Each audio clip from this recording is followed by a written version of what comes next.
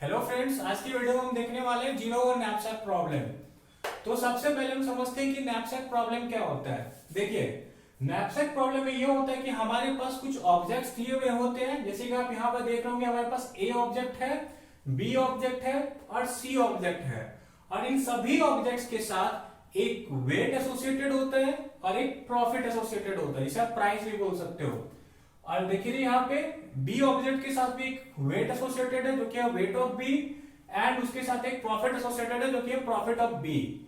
Similarly C object के साथ एक वेट एसोसिएटेड है और एक प्रॉफिट एसोसिएटेड है। और हमारे पास एक बैग दिया हुआ होता है जिसको कि हम नैपसैक बोलते हैं। ठीक है, हमारा टास्क होता है इस बैग में इन ऑब्जेक्ट्स को इस तरीके से रखना कि हमारा प्रॉफिट मैक्सिमाइज हो सके और हमारा बैग का कैपेसिटी एक्सीड ना हो। ठीक है, और हाँ दोस्तों, नैपसैक के तीन वेरिएंट्स होते हैं। पहला है फ्रैक्शनल नैपसैक, दूसरा है 0-1 नैपसैक और तीसरा है अनबाउंडेड नैपसैक। फ्रैक्शनल नैपसैक एक ग्रेडी एल्गोरिदम है। इसमें बेसिकली हम क्या करते हैं, देखिए मान लीजिए हमारे पास ए ऑब्जेक्ट है, इसका वेट है 4 केजी और हमारे पास बैग है जिसका की कैपेसिटी है 2 केजी। तो क्या हम इस ऑब्जेक्ट को अपने बैग में रख सकते हैं? नहीं रख सकते। तो ऐसे केस में हमें क्या करना पड़ेगा, इस ऑब्जेक्ट को दो टुकड़ा में करेंगे।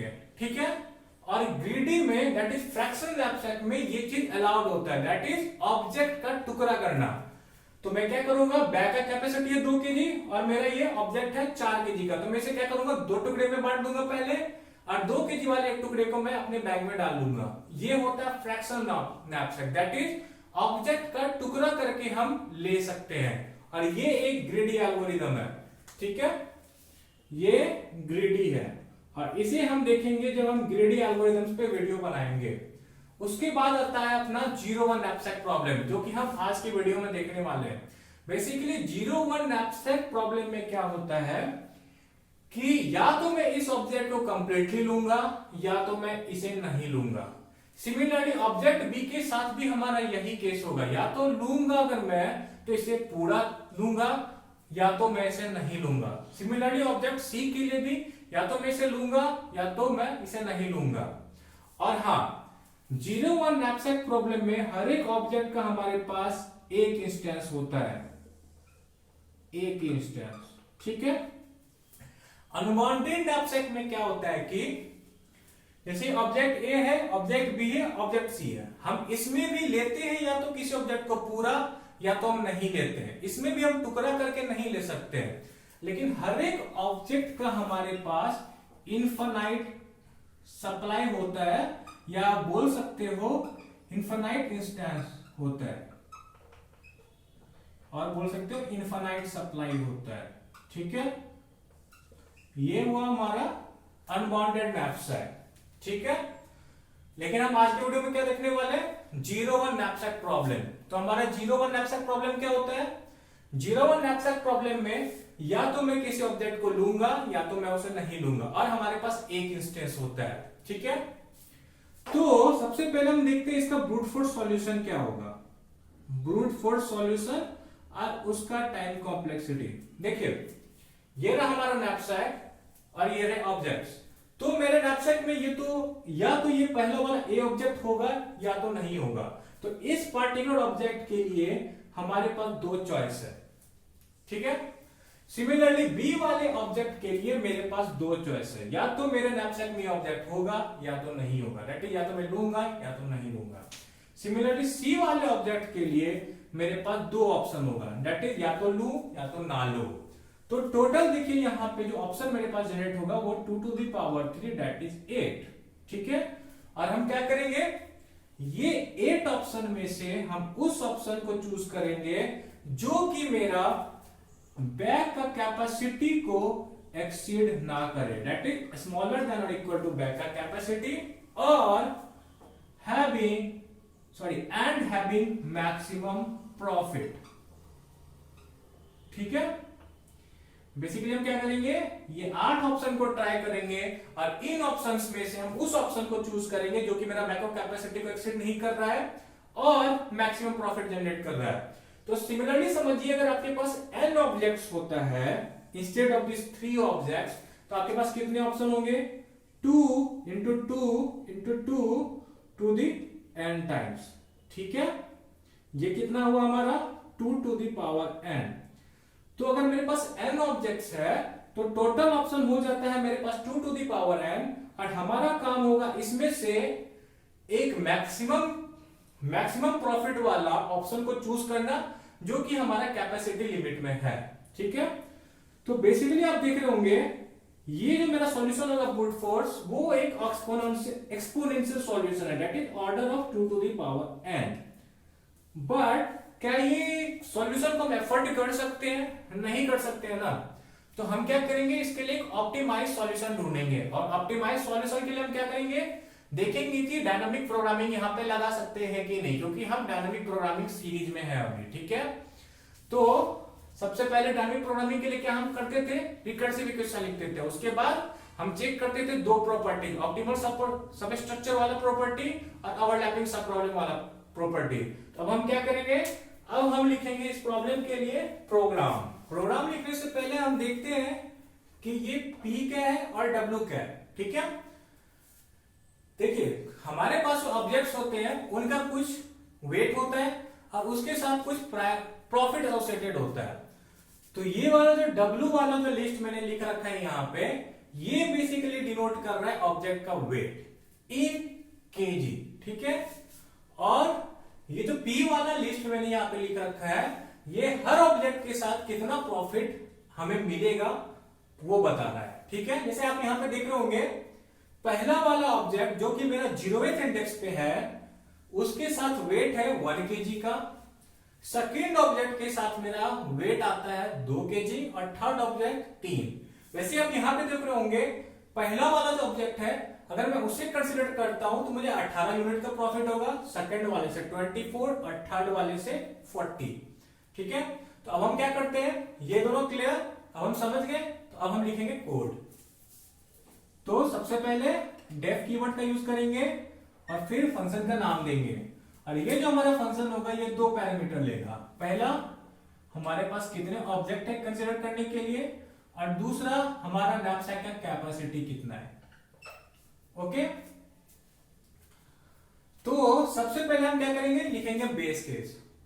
और हाँ एक चीज, ये P और W को मैं ग्लोबल रख रहा हूं ताकि मुझे समझाने में आसानी हो और आपको समझने में आसानी हो। ठीक है, तो सबसे पहले मैं क्या करूंगा, चेक करूंगा क्या मेरे पास जो ऑब्जेक्ट कंसीडर करने के लिए बचा है वो 0 तो नहीं है, दैट इज मेरे पास कोई ऑब्जेक्ट बचा ही नहीं है। और क्या जो मेरा झोले का कैपेसिटी है वो 0 तो नहीं है। अगर आपके बैग का नैपसैक का कोई कैपेसिटी ही नहीं है तो क्या आप कुछ ले सकते हो वहां पे? नहीं ले सकते हो ना। तो इन दोनों ही केस में मैं क्या करूंगा, रिटर्न कर दूंगा 0। ठीक है, ये रहा हमारा बेस केस। दूसरा केस क्या होगा, if weight of my object -1 is greater than capacity। इसका मतलब क्या है, मैं जो ऑब्जेक्ट को कंसीडर कर रहा हूं क्या उसका वेट जो है मेरा नैपसैक के कैपेसिटी से ज्यादा है। फॉर एग्जांपल ले लीजिए ये वाला ऑब्जेक्ट, अगर मैं थर्ड वाले ऑब्जेक्ट को कंसीडर कर रहा हूं, ठीक है, और मेरे पास एक 2 kg का झोला है, क्या मैं इस थर्ड वाले ऑब्जेक्ट को डाल सकूंगा? नहीं डाल सकूंगा। तो ऐसे केस में मुझे क्या करना पड़ेगा, रिटर्न करना पड़ेगा, दैट इज मैं एक फंक्शन कॉल चलाऊंगा इस आइटम को इग्नोर करके। ठीक है, obj-1 comma capacity, that is मैं उस ऑब्जेक्ट को नहीं ले सकता हूं मेरे नैपसैक में, तो अब उस ऑब्जेक्ट को अपने कंसीडरेशन से मुझे हटाना पड़ेगा। ठीक है, और बाकी के ऑब्जेक्ट्स में मैं वापस से नैपसैक चलाऊंगा। और चूंकि मैंने इस ऑब्जेक्ट को नहीं लिया तो मेरा कैपेसिटी जो का त्यों रहा और ऑब्जेक्ट टू बी कंसीडर एक कम हो गया। और आप सोच रहे होंगे यहां पे मैंने obj-1 क्यों किया। ठीक है, ये सिंपल एरे अरिथमेटिक है। देखिए जब मैं नैपसैक को कॉल करूंगा तो ये यहां पे होगा बेसिकली कि मेरा लेंथ कितना है P या W का, दैट इज मेरे पास कितने ऑब्जेक्ट है कंसिडर करने के लिए। बेसिकली मैं यहां पर कॉल करते वक्त 3 डालूंगा, ठीक है, और मेरा समझ लीजिए कुछ कैपेसिटी है C, तो जो 3 है ना मेरा, वो थर्ड ऑब्जेक्ट को पॉइंट करेगा, ठीक है, लेकिन हमारा थर्ड ऑब्जेक्ट कहां पे है, सेकेंड इंडेक्स पे, तो उसे एक्सेस करने के लिए मुझे 3 - 1 करना पड़ेगा, दैट इज मेरा थर्ड ऑब्जेक्ट जो है सेकेंड इंडेक्स पे है, ठीक है। तो ये रहा हमारा वो केस, जबकि जिस ऑब्जेक्ट को मैं कंसीडर कर रहा हूं उसका जो वेट है मेरे नैपसैक के कैपेसिटी से ज्यादा है, ठीक है। तो ऐसे केस में उसे कंसीडर ना करके एक नैपसैक फंक्शन वापस से चलाऊंगा जो कि मेरे रिमेनिंग ऑब्जेक्ट पे चलेंगे और कैपेसिटी हमारा सेम रहेगा, ठीक है। और हमारे पास एक तीसरा केस आता है कि हमारा जो ऑब्जेक्ट का वेट है वो हमारे नैपसैक के कैपेसिटी से कम है, तो हम इस केस में क्या कर सकते हैं, हम ऑब्जेक्ट को कंसीडर कर सकते हैं, लेकिन यहां पे भी हमारे पास दो ऑप्शन होगा, दैट इज या तो मैं इस ऑब्जेक्ट को कंसीडर करूं या तो मैं इस ऑब्जेक्ट को कंसीडर ना करूं, और दोनों ही ऑप्शन में से मैं मैक्सिमम वाले ऑप्शन को चूज करूंगा, ठीक है।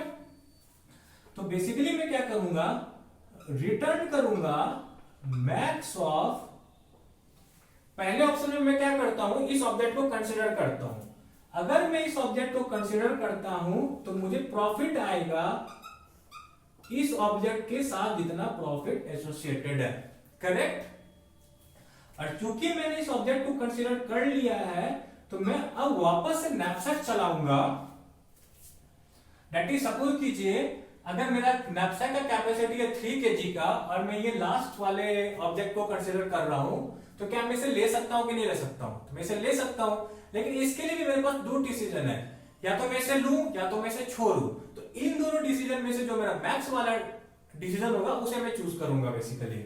तो मैं क्या करूंगा, इस ऑब्जेक्ट को कंसीडर करने से मुझे इतना प्रॉफिट आ रहा है, फिर मैं नैपसैक चलाऊंगा इस ऑब्जेक्ट को हटा के, ठीक है, obj-1 कॉमा, चूंकि मैंने इस ऑब्जेक्ट को कंसीडर कर लिया है तो मेरा नैपसैक का कैपेसिटी क्या होगा, घट जाएगा, और वो घटेगा कितना, कैपेसिटी माइनस वेट ऑफ